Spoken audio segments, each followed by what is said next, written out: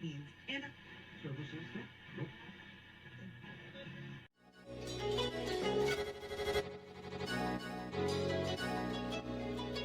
let's go. He wants to jump 1,000 cars. Sir, you have 1,000 cars. I don't think I'd attempt to try this stunt. Or we owe this horsepower to Uncle Sam. Too many cars. Car. You know, roses would be... Like I put my beer belly on it. If you can't immediately tell somebody how many cars you have. You'll really give those uppity yuppies something to think about. Stay on the bar. Don't go off the bar with your Bronco. 1980 Volvo horns, what's right? Yeah. I want a man's coolant. And he's like, oh, I thought it'd be small. It's for a small car. And I'm like, yeah, but it's still an automatic transmission. They're never going to be light. It's definitely going to have to crash. Starting off with Brad buying another car. That's the West. Internet. You know, is this a Nigerian oil print? I also wish you drove a tan Camry. Anyways, Anyway, that's a horrible, very horrible podcast that's content. a very Talking about a picture. inside joke. It loves to be driven hard. Welcome to another episode of Auto Off Topic. What's up, Brad? Not too much, Andrew. How you doing? I'm all right. You don't have anything going on? I got nothing going on, actually. And that's an episode. We'll talk to Just hanging y'all out. next week. No, I got some stuff. All right. Good night. I got some stuff going on. I've done some things and some stuff. I managed to not go to any of the events that I said I was going to last weekend, so there's that. But other stuff was slightly more positive, I guess. Yeah, all I did was order parts and get a quote. A quote for... That's about it. The engine work. So they hit me back with the estimate. Oh, excellent.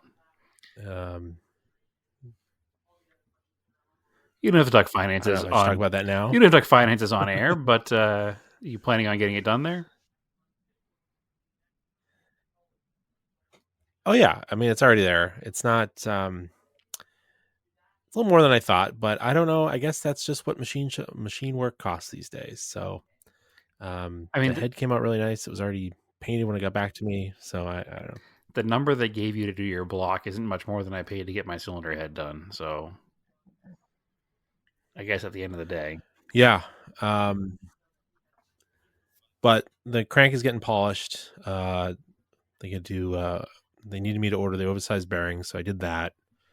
I just got them today. I'm gonna box everything up that they need to size, and I'll send it up to them, so they can finish up that stuff. But he said the crank takes they send them out. They send all the cranks out like every 2 weeks. They just save them up and send them out. okay, so it's not done in-house then. Nope. I guess I got someone that does polishing. So I was like, "Yep, just do it, man." I don't know. It's like, what am I gonna shop around for machine shop? There's really none around, unfortunately. Nope. At least here. So what? Probably in Phoenix, where there's 5 million people, you can find a machine shop, Yeah. but not here. So in what England. did they say about your pistons that you ordered? Oh, I was like, well, I just did the 30 over because they were on sale, and I figured that'd be the safe route. And the guy was like, "Oh, yeah, that's fine. Don't worry about it. Just send it to me. We'll size them. Awesome, that's perfect.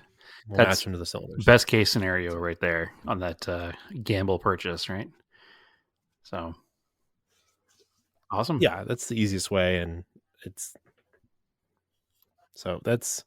they'll check the rods too and make sure they're straight, and make sure nothing like the big end's not messed up and the little end's not enlarged or anything. So they'll check all that, and they're also going to fit my. They'll install the cam bearings, because those are kind of a pain. They're way inside the block. And just double check that they fit with the cam in there. So, because it's a brand new cam. Right. So, Excellent. but that's pretty much it. So hopefully, it's done, maybe the beginning of January, and I can go pick it up and then start putting it together. And, depending on the weather, getting that car together. Hopefully it's running pretty soon. I mean, we're recording here on the 12th, so what's 2 weeks to Christmas already somehow. So it's not, you're going to have a lot of time between now and then to put it together anyway with holiday stuff. So that is probably ideal. No, but I'll have time to like pick stuff up if they're done with it. I can go pick Oh it yeah, up. of course. But what I'm saying is, you get it back by January. That's probably fine. You don't need it back before then because it's the holiday season and life is busy. No. I did find some pictures of the throttle linkage, like a parts diagram, so I can try to figure that out. Okay. And what I need, what's missing, because it's missing all of the throttle pieces, and the gas pedal's broken, so it's supposed to pivot off the floor, like it hinges. It's supposed to hinge on the floor, and then like push a rod that's on the firewall, like up and down, and then that levers over and moves another. It's a whole linkage setup, and that's what moves the throttles open and close. So I'll probably have to see if somebody's got most of that stuff used, because I think all the firewall stuff is missing, but you can buy the stuff that's on top of the engine new, but the rest of the stuff, I don't know. I'll have to search around for it. Is it the same as later Volvos, like 240s? I don't think so. I don't know. I don't know what they look like.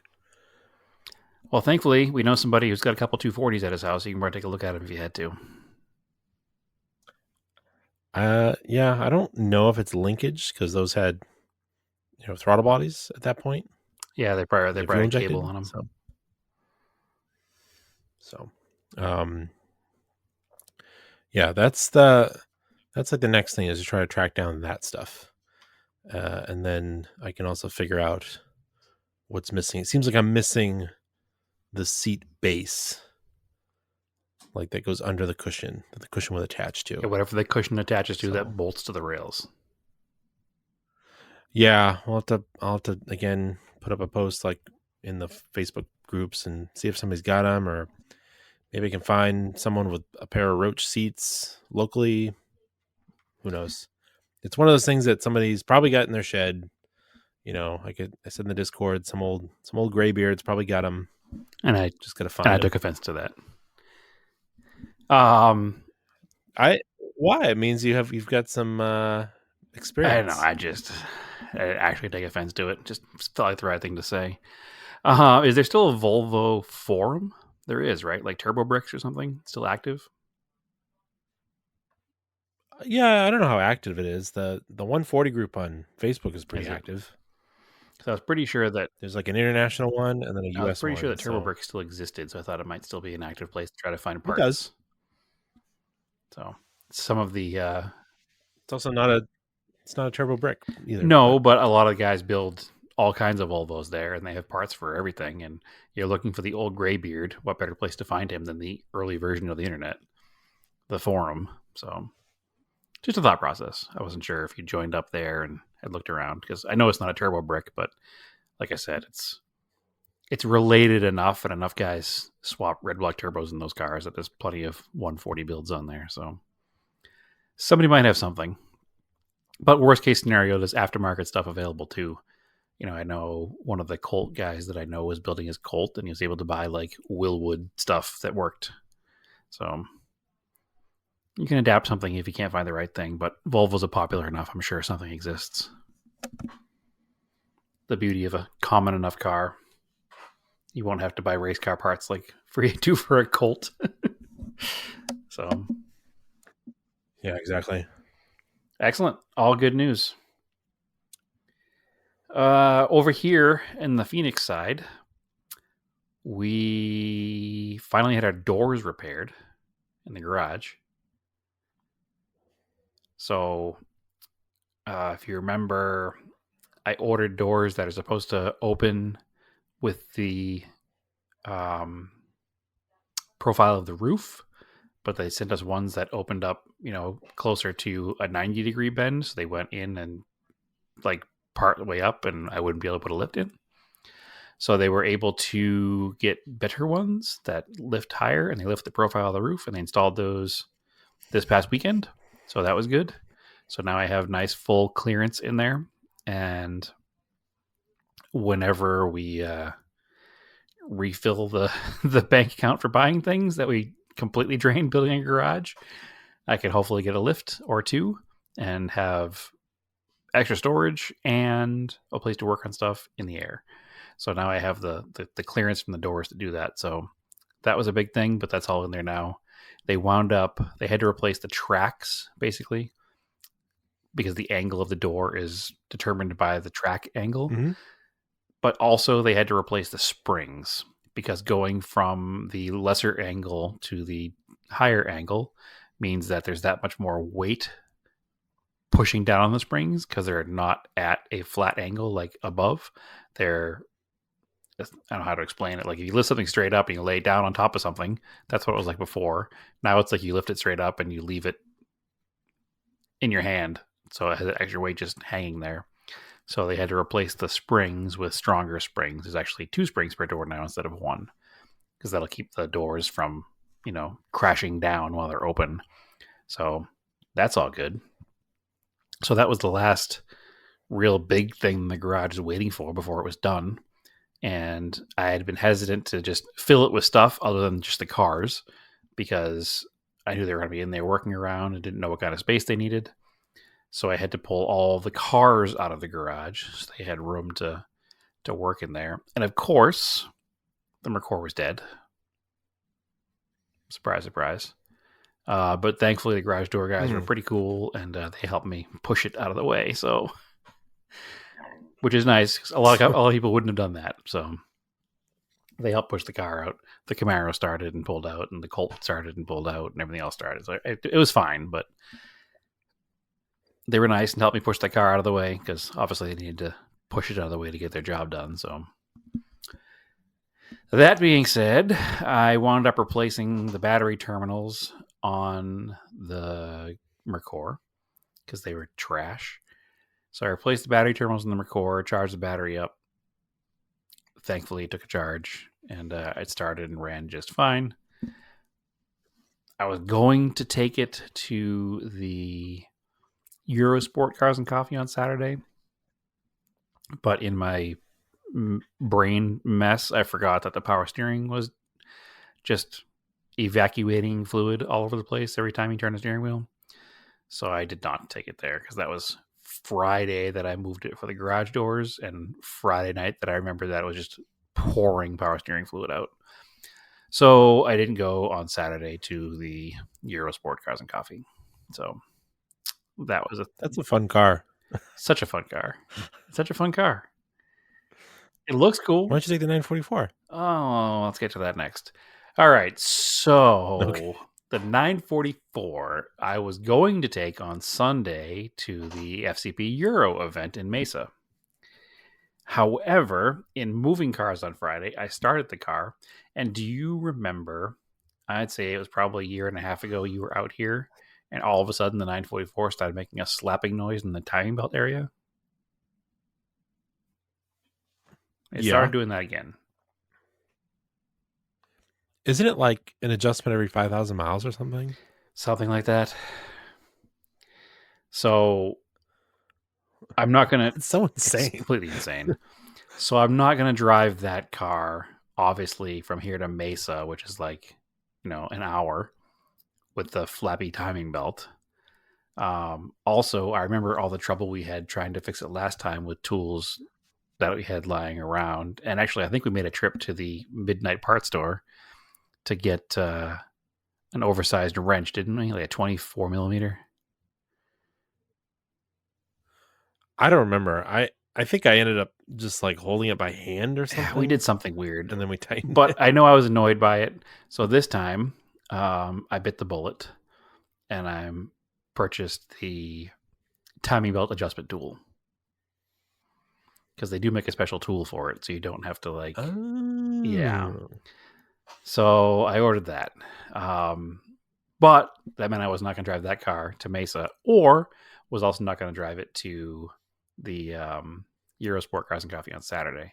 So instead of doing that stuff, I did literally nothing. So there's that. But Sometimes that's also fun. yeah, it is. And there was plenty of other stuff going on. We had some family events going down, and it is what it is. But I didn't do any car stuff on the weekend. Actually, that's not even true. I did go total NormCore car shopping all weekend long. Well, all Saturday long. So that was a thing. Our niece got rear-ended, and she had like a 2008 Toyota Camry. So obviously it was totaled.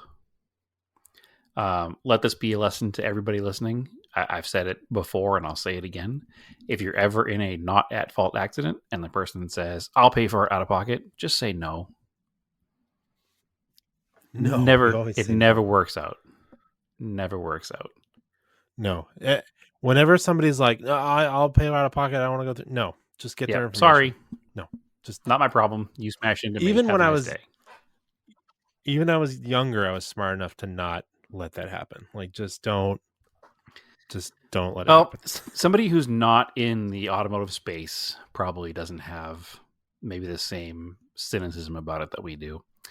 But this guy rear-ended her. He was driving a Tacoma, and she has like I said, a 2008 If you have, Camry. Go ahead. yeah, but the thing is, you're like, insurance is there to protect you. Right.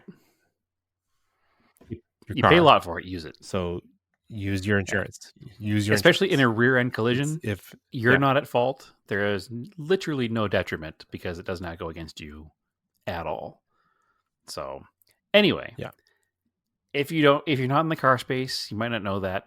So was how it was handled. The person that hit her was the service writer at a Jaguar dealership. So already suspicious. I'm sorry. So you don't have. He must be very busy and or lonely.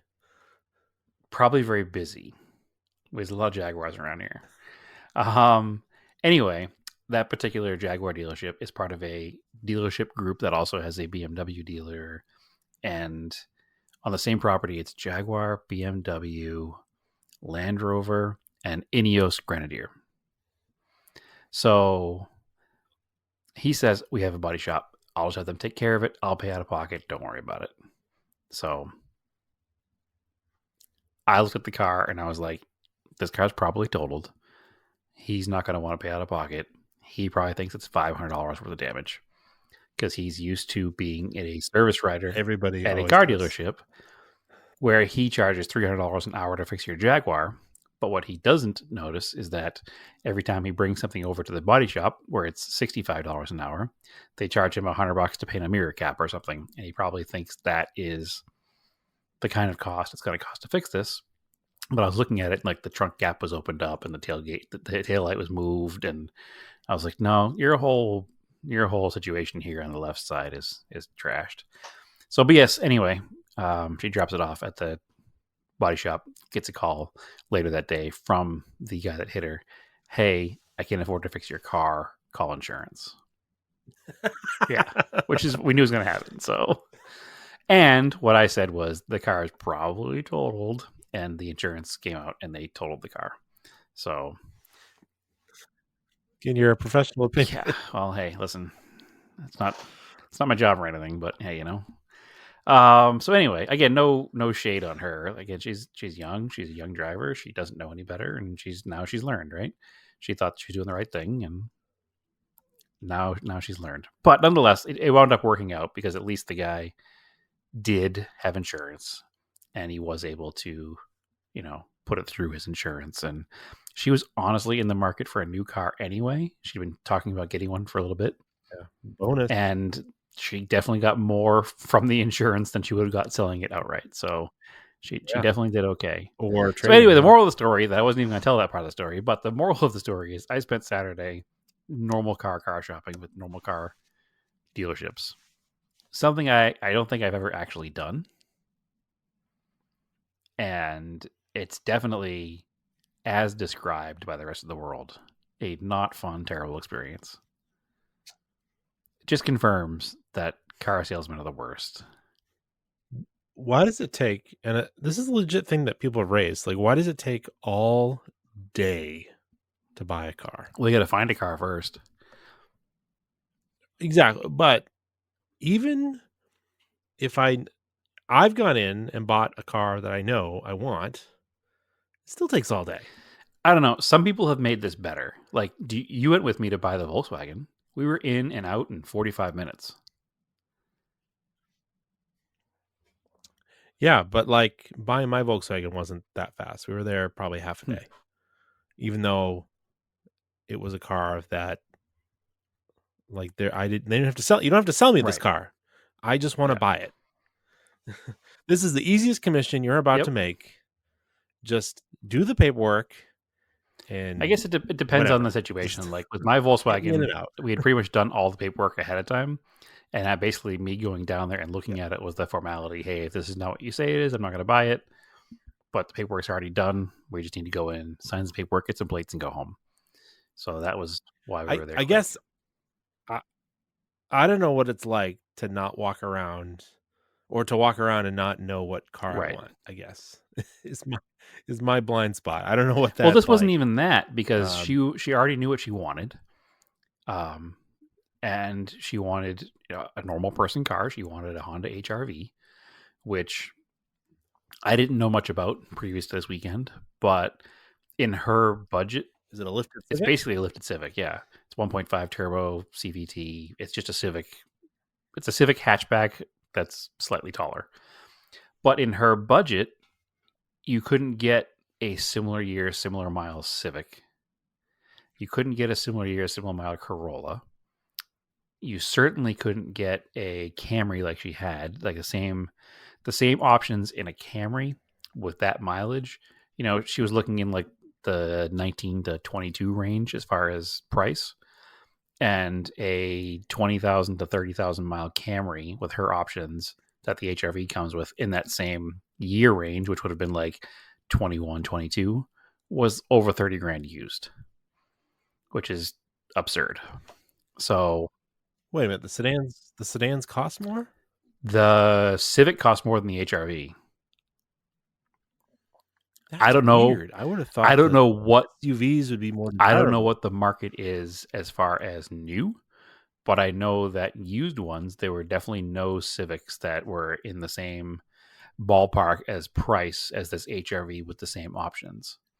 So at the end of the day, I'll fast forward to the end. She wound up in a 22 EXL, which is the top of the line. So that has literally every option you can put in the thing, with 11,000 miles on it for 20 grand. So it's not a bad buy for a normal person car. And this a similar what a 22. 22, 10,000. Yeah, $20,000. That's a good, right. That car brand new is like 32 grand. So she basically saved 12 grand by buying an off lease HR-V. Now, that being said, getting to that point was impossible, because I don't know about you, but I mean, I know you have worked in car dealerships. We both cut our teeth in the industry in car dealerships, right? That's where we started. It used to be that if a car dealer had a car on their lot advertised for sale, it was clean. It was ready to sell. You could usually go with confidence knowing that it was going to be a good condition car, especially when it was marketed. Yeah, at least where I had worked, it had to be before a car was sold. It went through.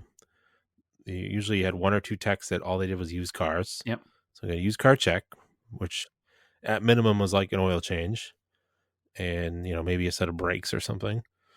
And then it went over to the detail department and it got reconditioned, right. And that's what they do.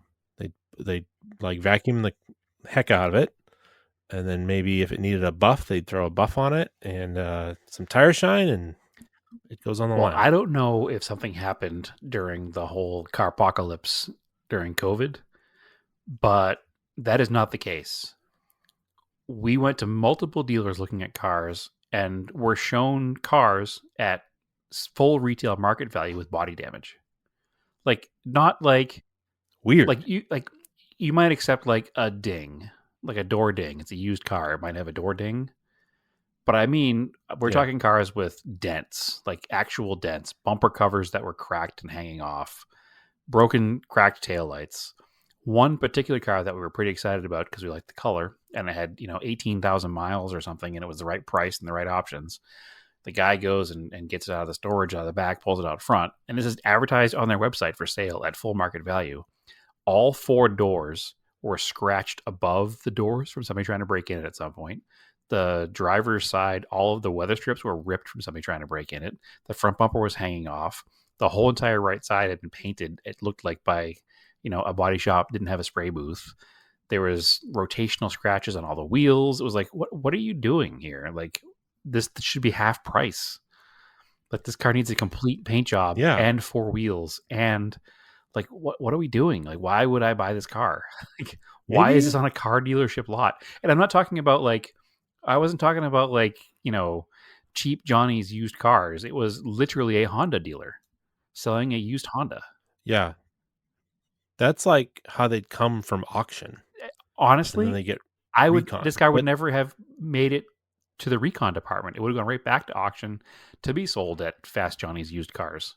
Like, it's not something a dealership would have. And we ran into that multiple times. Like, I go to look at a car and I'm like, why is this? The reason I'm going to a dealership to buy a car, like a Honda dealer to buy a Honda, is I'm expecting to get a quality vehicle. I'm not expecting to have to deal with typical used car stuff.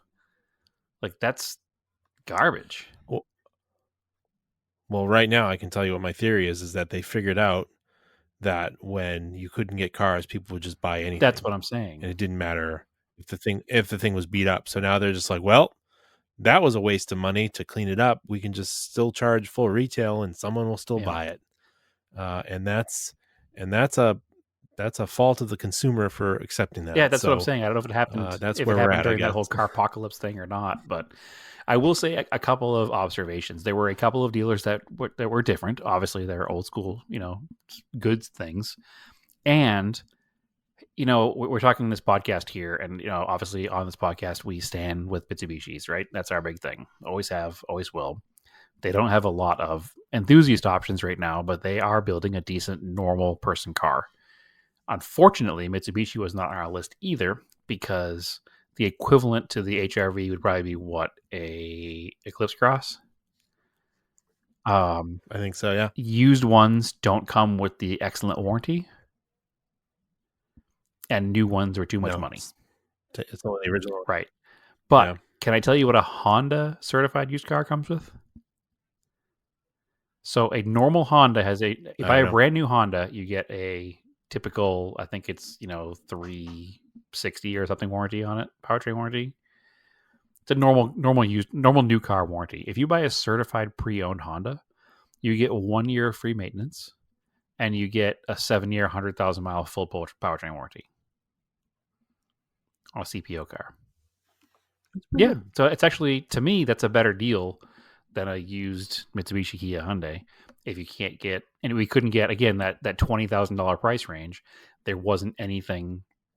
20 grand gets you a new Mirage, which is not what you want. Like, she wanted the little SUV style thing. So again, for 7-year, 100,000 mile warranty, 1 year free maintenance, and an 11,000 mile certified pre-owned, she did finally find a car at Arrowhead Honda here.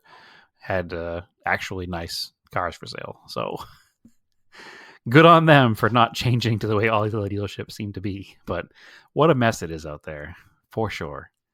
So anyway, I'm not here to say anything good, bad, or indifferent about an HRV. I think I've described this same experience of the HRV when we talked about the Nissan Rogue. It's a car. It successfully aggressively cars. It does car things. It's a perfectly adequate vehicle for somebody who's in that price range. That's where we're at. I'll also say that we did go to the only off-brand car lot we went to was a CarMax, just because they have a ton of cars there. They don't do certified pre-owned there, but all of the stuff that they have there is also clean. So they don't have the damaged cars there. It was only new car dealers, used cars that were terrible, which is what kind of blew my mind. So yeah, that's CarMax is kind of they were trying to make car buying easier, so that's understandable. Yeah, all the cars I looked at there were decent looking.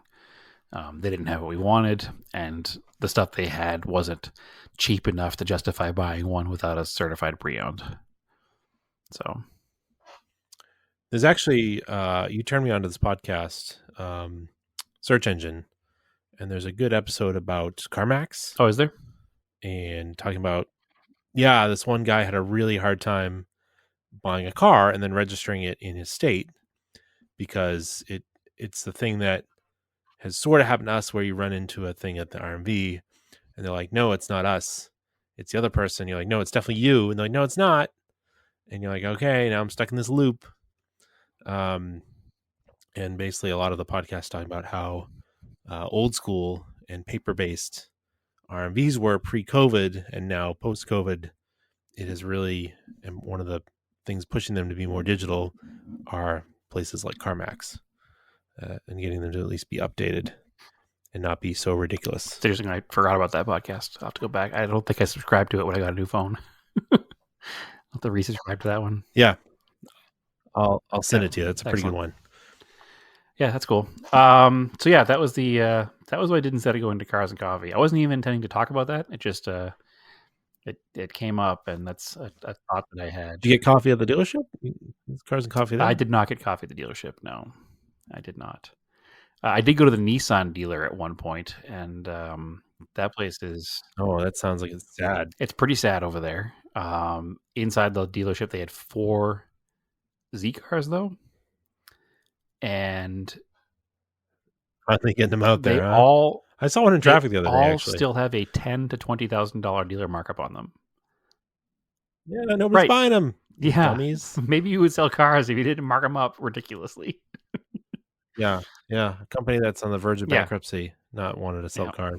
So, whatever. That's an interesting thing, that Nissan's really on hard times here. I don't know a lot of details, but it doesn't sound good. What's wild to me is it doesn't feel like it was that long ago where we were kind of excited that Nissan was taking a controlling stake in Mitsubishi Motors because they were going to be like the saviors of Mitsubishi, but turns out that maybe they can't even keep themselves afloat. The rumor mill I'm hearing now is a bunch of Infinity stores are closing. And they're going to, in a bunch of markets, I don't know which market it's going to be, they're closing a bunch of Infinity stores, and you're going to have to go to the Nissan dealer to buy your Infinity or service your Infinity, which is anti-Infinity. And what made Infinity in the first place was it wasn't a Nissan dealer. So that's what sunk Genesis the first time around. They tried to sell it to Hyundai dealers. Well, Infinities aren't really... got this argument on the internet because I'm too on the internet. They aren't really a luxury car anymore. They're just a badge job Nissan. Like it used, like when we talk about Infinities being luxury cars, like the Q45 was, and the G20 was, and the J30 was, like the back in the 90s they were, because they were not rebadged. Well, they rebadged JDM Nissans, but they were like the highest level JDM Nissan. Except for they just had the G20. I know you personally love that car. It's a luxury car. No, it wasn't.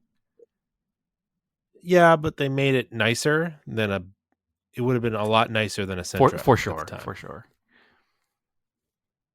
So it wasn't like, they just, like we've talked about it before, they were just too JDM for their own good early on. And that's why the i30 sold so well, because it was a fancy Maxima. That's what America wanted. But now it feels like their newer cars, it feels like they've been on the downhill since like 2005. Like the second generation G35 or whatever it was, after that initial 03 to 05 G35 that was really good, it just kind of went downhill after that. And they feel like they pulled the performance low models credit score too, cars. So they got rid of all their, 6-speeds and Brembo packages and top cars for stealing for sideshows, though. I think still 100%. Those Camaros and Mopars, and unfortunately, classic Lexus LS 400s. Okay. There aren't many of those left. Soon. Yeah, I don't know. It's like maybe Carlos Ghost in there should make a comeback. Maybe, but he'd be arrested immediately if he leaves whatever country he's hiding in. So, yeah, I don't know. Put him back in the music box and smuggle him back. Yeah, and then he'll get arrested there anyway. But yeah, I don't know what's happening with Nissan, but it's obviously not good. So hopefully they weather the storm. They still make it. I mean, as a company, they still make an enthusiast car. They still make a decent pickup truck. They still make an economy car. They have all the things, all the boxes checked, right? I see so many Altimas out there every day. I just assumed that they were doing well, but I guess what I'm seeing is the same Altima get sold 15 times from the buy here, pay here, and then repoed and sold again. Yeah. But doesn't. I see so many Altimas with temp tags. I assume they're all new. Maybe not. Maybe also their issue is they got to get away from their Jatco CVTs that don't last 100,000 miles in their economy cars. That probably help them too. Yeah, I mean, what you guys didn't buy a Nissan, you bought a Honda, or your niece bought a Honda. So you didn't even look at Nissan. We discussed the Toyota version of the HRV, the CHR, but the price. Yeah, that's the price weird. Point on that vehicle was a little bit more also than the HRV. The HRV is the so many letter combinations. Let's make these really close. Well, it's even more confusing because the other Honda is the CRV. So you would think that the smaller one, the CHR, would also be the Honda, not the Toyota. So, and then my personal favorite right now is I don't know if you've even seen one yet or noticed them at all. Is the Toyota BZ4X. I may have seen him, and I just see. I just yawned because we're two Honda normie cars here. This is two sleeping. Yeah, I don't even know what half these SUVs are. I know there's like a Toyota electric that is basically the same as the Subaru Solterra. That's the BZ4X. Like they look like so similar. I don't know why that car exists. Weird, because Toyota should just do a full electric RAV4 because they already sell RAV4s and people would buy it. It's RAV4 sized, and it's just full electric. But then maybe it's so that Subaru can have a full electric. You want to get even more confused, but I guess it's the Honda. It's not a very good electric car. If you want to get more confused, the Honda full electric SUV is actually a GM product. So, I did hear that. How strange! It's like a Trailblazer EV is the Honda something or other. I can't even think of the name of it now. Well, then, wasn't that the rumor that Honda might buy Nissan? I didn't hear that. That's the rumor that I heard. So interesting. Anyway, let's get off of normal car talk. The quick wrap up of it is car dealers are terrible. They were before. They are now. Some things will never change. Car dealerships are terrible. Car dealership employees are, and don't take this personally if you're a car dealership employee. Some of you are okay. 99% of them are not okay. They're terrible people. In fact, one more quick thing. At one of the Honda dealers, we're getting ready to leave. So I was there with our niece and Naomi. So it's me and two ladies. And I'm looking at a car. And the guy goes, do they only talk to you? So this is even worse. I'm looking at a car and the guy's like, the guy's trying to talk to us. I'm like, no, we're just here to look at one car. We're just going to look at it. If we want to, talk more, we'll come find you. And he's like, all right, some of the cars aren't over there. I'm like, we're just going to look at it. And we'll come back. So we went and looked at it. And again, it was a different Honda dealer that the car had. The tailgate needed to be painted and it needed a rear bumper. And it was sitting on their lot for sale. And I'm walking back to our car, and he's like, "Oh, so did you find the car?" And I was like, "Yeah, we found it. It's not as presented on the internet." And he goes, I tell the same thing to my girlfriend all the time. And I'm like, dude, like, first of all, it's two women you're talking to here plus me. Like, know your audience. Like, that's a terrible thing to say to somebody. Like, also, the guy was like 23 years old. Like, he was not a 70-year-old man who's making the same joke for his whole life. Like, I guess he couldn't make the whole joke for his whole life if he's 70. There was no internet for most of his life. But nonetheless, it was just like, just that old boys club mentality, right? Like, anyway, car dealership is terrible. Car dealership people also terrible. But I guess you become terrible when you have to work 24/7 and Thanksgiving and Christmas sometimes. Probably go to sell those cars. Yeah. It's a holiday. It's a I sales do day. love that. Does bring up that's my favorite. One of my favorite sleeper movies is by what is it? Sell Hard, right? Is that what it's called? Well, my immediate thought goes to Kurt Russell and used cars. No, Classic. it's yeah.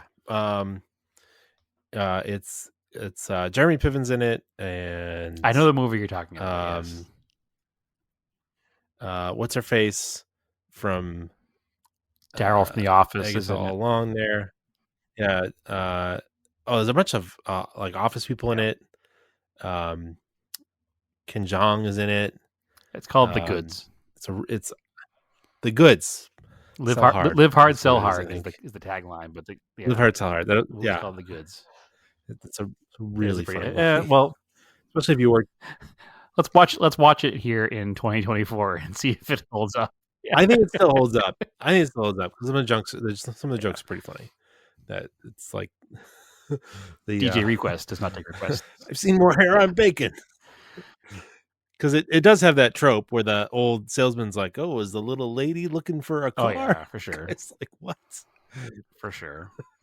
So, Anyway, car salesmen are terrible. That's all there is to it. Oh, also, last fun fact about car salesmen, because I'm railing against all of them this episode. right, Luxury go for it. car salesmen are the worst. So Yeah. that is all. The well, all right. Another cool car news that I heard today, because we've talked about it. We've been asking the question why Trackhouse hasn't gone endurance racing yet. Well, they're going endurance racing. Oh, true. I did see that. They announced that they have a car for the Rolex 24. So they're running a Corvette because they're a Team Chevy team. I saw one of the drivers And, is SVG. Yep, one of the drivers is Shane Van Gisbergen. And they have Connor Zilch, who's like 18 years old. Yeah, he's an Xfinity driver. And he's Or in the the truck truck driver. series. Yeah, truck series. Xfinity truck. Yeah, he's a heck of a truck driver, and a good road course driver too. And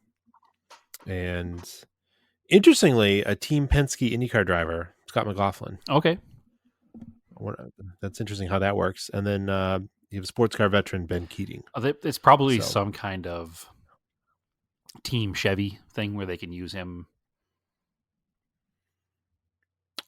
Penske's Ford, though. Yeah. Penske's all Fords, but I don't know what powers their Indy cars. Is it Hondas? No. You've got Chevy. It's Chevy McLaren because that's why what's his face drove in Indy. Kyle Larson. Yep. We're gonna have one or two people screaming at us at their radios for not getting this, but I'm not sure what Penske has for power plants.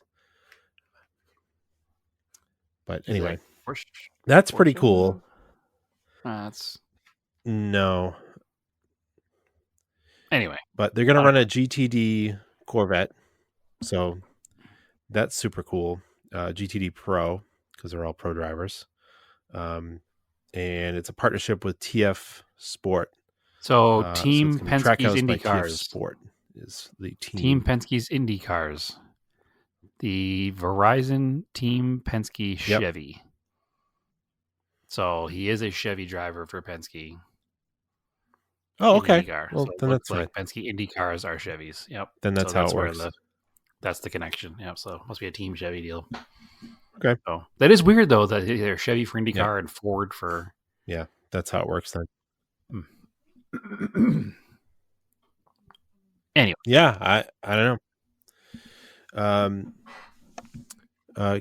So Keating is interesting. He's an older guy, but he won the Rolex 24 in 2015 in the GTD class. IMSA Championship at LMP2 2021 and 2023. won the 24 Hours of Le Mans in 2022 with TF Sport, and again in 2023 with a Corvette, or with Corvette. Also the 2022 and 2023 World Endurance Champion. So that's cool. So Trackhouse has a shot. So it's yeah, because so what happened? Team Chevy officially ended the Corvette racing program. So now it's just the Pratt and Miller runs what were the team cars. So when you see the yellow and black classic looking Corvettes, those are Pratt and Miller. But Pratt and Miller also builds now privateer Corvettes to run in the series. So that's what they're running, as a Corvette chassis built by Pratt and Miller, but it's going to be run by this TF Sport and Trackhouse team. So that's why there's more private Corvettes running towards the end of this year and going forward, I guess. That's cool. They're customer cars. So that's pretty cool. Yeah. That was the other thing too. Like a month ago, they announced Audi Sport, the R8 GT3 car. They're discontinuing that after I think 10 years. The R8's been around for a long time now.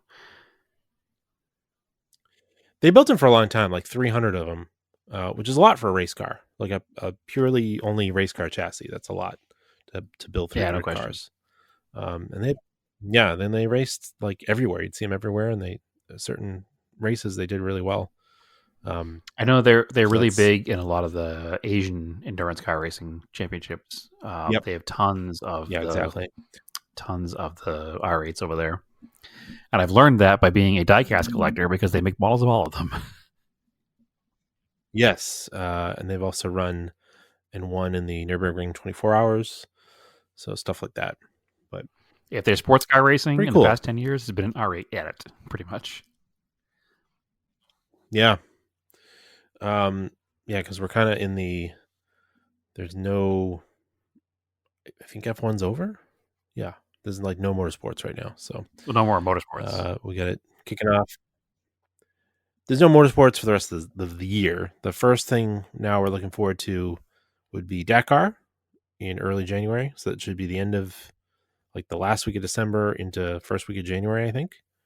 So Dakar is coming up. And then you'd have probably the Rolex is after that.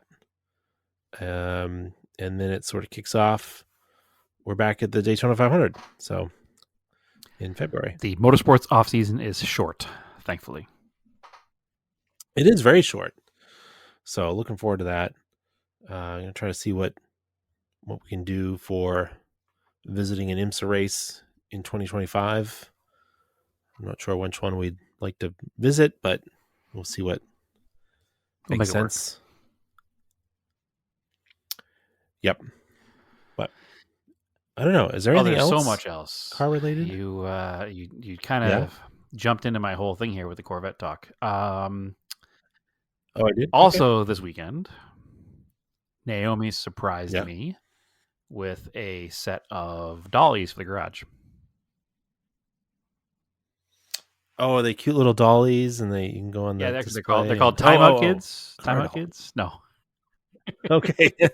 No, these are car dollies. I did mention last week that I did not buy anything during the Black Friday car parts sales, but apparently the Black Friday sale at Harbor Freight kept going for the entire week because it's Harbor Freight, and they had their fancy car dollies, the ones that you wrap around the wheel and then pump up with your foot, and they wrap underneath the tire. So the real nice ones. Yeah, the ones I bought. And they were $60 a piece, which is pretty cheap. Yeah. So I was actually at work last Friday. Little jealous. I came home and she was like, "Hey, I bought you something." And I was like, "Oh, what is that?" And they were in the back of her truck, and I was like, "Oh man, that's awesome." So I built all those and I put them back in the garage, and I used them to shuffle a car around. I mean, the car runs. I just wanted to use them. So I shuffled the Colt around with them on it, and they work really well. So don't they work? Yeah, incredibly well. One person, you can move a car without around. even any effort at all. Works works really, really well. So pretty stoked on those. They also came with a stand to store them when they're not being in use, so I can take them off the car and just put them in the corner. And it'll be really nice for, moving cars around once cars are in non-running condition, which is around here all the time. So that they should get plenty of use is basically what I'm trying to say. They are making me rethink my not paving in front of the garage because I can't use them obviously on the rocks, but they work good in the garage. And if I can get the car from the garage to the cement portion of the driveway, I can use them to roll them up and down the driveway to the front and back. So pretty stoked on those. Cool to have. Super cool they were on sale so cheap because that's an unheard of deal. It was what, 120, 240. It was less than, I think it was about $300 with the stand, which is an incredible deal because normally they're $130 each. So we'll take it. And then I think I was around 380. So actually, you got a pretty good deal too, though. So the regular deal is cheaper. You have to buy them with the stand, all four, and you have to buy the stand to get the regular deal, which just came with the stand too. So I haven't built the stand yet because the Colt is still sitting on them, but that's beside the point. What else? Okay. RIP to my 90-degree 3/8 drive Milwaukee. Yep. Uh-oh. I'll get to try out Milwaukee's warranty program. So let's see what happens. It still spins in both directions, but the second that there's any, my hand holding the socket is enough torque to stop it from spinning. So that's not good. So something broke inside the head, which is a real bummer because I don't abuse it. I use it as intended. I don't crank down on bolts with it. I don't drop it around. I use it as intended, and I'm pretty careful with it because they're not cheap. So hopefully their warranty program takes care of it because I'll be annoyed if I have to buy another one. I don't want to buy another one. So it's frustrating, but it is what it is. And in the most important news, do you want to do a drum roll for me here? You can add it in post. It's fine. The Dodge Ram D50 Power Ram D50 is together. Power Ram. It's the coolest name. I mean, let's be honest. It is a great name. I was thinking of getting the vanity plate car ramrod, but come on, say it. Say it. Car ramrod. Say it. It's together and it runs and it works entirely. So yeah. Nice. That's the big news. So Tank, and if you're in the Discord, you want to start a video on Tank is in the truck. All lines are run. Lines are run from the carburetor. Filters are done. Oil change is done. It's filled with coolant. There is no leaks. I did plug one line up because there is an errant coolant line that goes to the factory stock carburetor. Has a water jacket on the base of it that the Weber does not have. So that coolant line had to be plugged. Eventually, I will probably have somebody weld up the manifold instead of just having a bolt in the end of the line with a hose clamp on it, which is what's there for now, but it is what it is. The throttle cable situation, which I was a little concerned about, actually worked out pretty well. The Weber just has a hole through the end of a turnbuckle. You can just put a screw in the end of it and tighten it in there. So that's what I did. So that worked out. A little bit of fiddling with some wires, and all the lights work. Headlights, taillights, turn signals, high beams, low beams, dash lights. Let's see. I haven't plugged in the fuel level sender yet, so I don't know if that works. But the coolant temp sensor works. It reads on the dash. The coolant temp goes up and down as it should. I haven't put a new thermostat in it yet, but I will before I drive it anywhere. But it seems to be the one in there seems to be working. I'm still going to change it anyway. I'm going to flush the coolant out of it a couple of times. I haven't actually put coolant in it yet. I've just been running water through it and a little bit of cleaning solution just to get everything cleaned out in there. And then I'll fill it with actual coolant and distilled water, and all will be well. But yeah, that hose, I think I talked about getting the hose last week, but I put it in last weekend and made it work. It worked out perfect, fits in there nicely. So the brakes work. I put it in gear.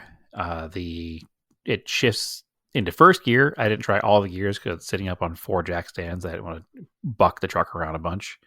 But it works in first gear. The clutch works. I shut it all down, fired it back up once I had fuel flowing in it, let it sit for a couple hours, went back out there, started it right back up again. It holds enough fuel pressure to keep fuel in the fuel pump. So, I mean, there's nothing drastically wrong so far. The power steering works. Everything seems to work. I guess the brakes work. Oh, I tested the 4-wheel drive. It works in 4 high and 4 low. So I don't foresee there being any real problems. I'm sure there's going to be little things here and there as I start putting some miles on it. But I need to pick up some tires. So that's this weekend's project there's a Lantera around the corner for used tires. I just want to get 4 cheap tires for it to put some miles on it before I spend money on real nice new tires for it. But yeah, I just got to put tires on it, put it back on the ground, flush the brake fluid out of it. I plan on doing. But other than that, it's ready to try to get that cleaned up and put some miles on it. So fingers crossed. But we're in a pretty good place, I think. Which is good because I need to get it down on the ground. I need to start using it. I want to have it sorted and running well before the warm season comes around, because I'd like to be able to have moved on to fixing stuff like the air conditioning before the warm season gets here, so I can just drive it. So, because it is a factory AC truck. Well, it is a port installed AC truck, but all the parts are there. I'll just need to. The majority of the rodent damage was the harness for that AC. So I'm going to need to rebuild all of that, the vacuum lines and the wiring harness for that. But the fact that it's there is a good thing. So a lot of these trucks did not have air conditioning. So yeah, it seems to be moving right along, which is a positive thing around here because sometimes cars sit for a long time. So wanted to make sure this was not the case with this one. But super excited. Another vehicle pretty much ready for the road. So Nice. Glad to hear it. Yeah, I mean, it runs nicely. It doesn't make any weird noises. It runs smooth. It smoked a ton for a long time. I think I probably let it run for, 10, 15 minutes, and it was just fogging out the entire neighborhood the whole time. But there's also, if you remember me talking about the intake manifold was full of liquid. I tried to get as much of it out of there as possible, but I'm sure a lot of that was still burning off. Plus, the exhaust system was full of mouse houses. So I'm sure a lot of that was stuff burning off. It was just stuff burning off from the truck sitting for 20 plus years. So I mean, I know there are some things that it definitely will need, like the muffler has a hole rotted through it. The e-brake cables aren't hooked up. So little stuff like that it will need, but the functionality of it as a actual running and driving vehicle seems to be pretty intact. I checked all tie rods, wheel bearings, all that stuff seems good. It'll need shocks for sure, but that's all stuff that can happen now that it's running as we go along. So stoked. And I even found a set of graphics that are almost exactly the same as the factory graphics. So hopefully I can get those on there too and clean up the outside a little bit. So yeah, That sounds neat. Quite happy. Yeah, I think I'm going to try to do the same style factory graphic. It's like 5 or 6 pinstripes in varying widths from wide on the bottom to narrower on top down the middle of the truck. So yeah, we're up and running. So Cool. Couldn't be happier. Well, I could be happier. I could be done, tires, and driving it, but one step at a time. I couldn't be happier. So, yeah, that's where we're at. So, that, I think, finishes my updates from last week. All right, cool. Yeah, it's an episode. I don't have much Perfect. else. So, as always, follow us on Out Off Topic Podcast on Facebook, Out Off Topic on Instagram and Threads. I'm Erased in Anger on Instagram and Threads. There's also Scale Autocast. I haven't added anything there recently. I should add some RC car updates. But Brad, where can they find They you? can find me on Instagram and Threads at TSISS350. I do have some content I've been getting ready for Scale Autocast. So I did have a couple of holiday cars that are pulled out of storage. One brand new one that I got last year that hasn't seen the light of day yet. So maybe that'll be a Christmas post. I've got a couple new cars that I've gotten in the mail. I haven't posted them or anything. I hadn't purchased anything diecast in quite some time. And I just bought the other day, it's not here yet, a 1/18th of basically my Cressida. It's a metallic blue. It's on the real version of my fake wheels, Hayashi Streets. It's lowered. It's right-hand drive because it's from Japan, but whatever. But the funny thing is that that car it's an expensive 1/18th scale. It's by a company called Ignition Model. And their 1/18ths are usually between $300 and $400. And because it's basically my car down to the color and wheels, I like hemmed and hawed about buying it because I certainly don't need it, and it doesn't do anything. But also, I was like, I don't know. So I kept it in my cart on 1999.co.jp, and I got an email a couple days ago that quantity was limited. Very low stock, and it was now on closeout sale. So I went, So I looked into it, and instead of being $325, it was, I don't know, $170, which is almost half price. So I said, I'm a sucker, and I bought it. So I don't have it yet, and the funny thing is that I bought it, checked out of cart, went and refreshed the stock page, and it said sold out. So my guess is I'm either not going to get one, or I got the last one. So yeah, we'll see what happens. But hopefully it shows up. They haven't canceled my order, but I also haven't got a shipping order yet either. So we'll see what happens. Well, strangely, I pre-ordered 3 of the Eclipses in the silver, like my car, and they only sent me 1.